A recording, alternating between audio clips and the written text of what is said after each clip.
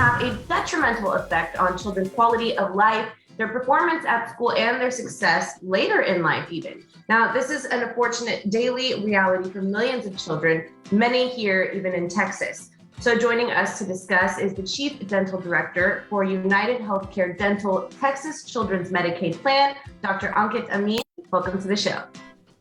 Thanks so much for having me. It's an honor. So let's talk about statistics. What do the numbers tell us about the state of oral health right here in Texas? Well, right now, the Texas Department of Health is telling us that about 50% of kids entering kindergarten will have some form of tooth decay or cavities. Unfortunately, that statistic gets a little bit worse as they get older, and by third grade, they're predicting at least 3 in 5 children, so a little bit more than 50%. And beyond that, what kind of alarms us a little bit more is about 1/5 of those kids will go untreated. Wow. Okay. So something important, and I think many might overlook the fact that it's important to start those dental exams early in their life. So how can this poor oral health affect the child's well-being and overall health? That you mentioned that even later in life it could affect them.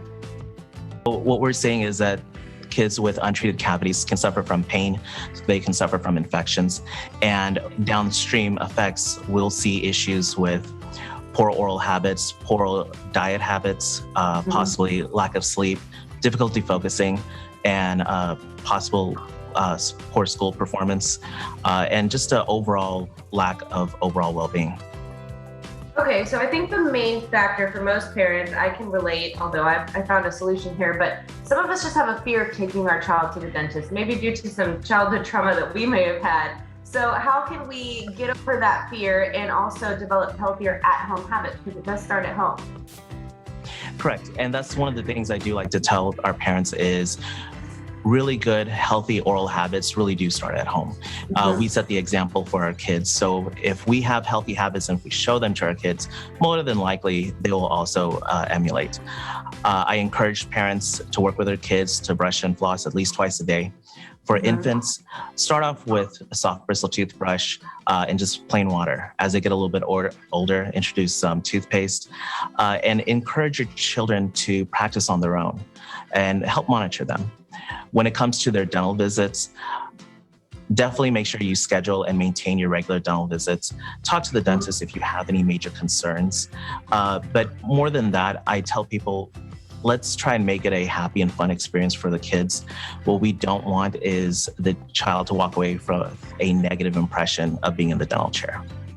Yeah, absolutely. Something I can relate to. My son actually looks forward to his dentist because they've got superheroes and everything there. So there is a way. Do your research and find the right doctor. Now, what are some things that we need to know as parents or families before our next dental visit?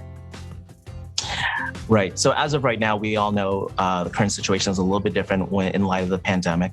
But what I do tell people is dentists are following safe protocols. The American Academy of Dentistry has released strict protocols for your dental offices to follow to help maintain a safe environment for patients and staff.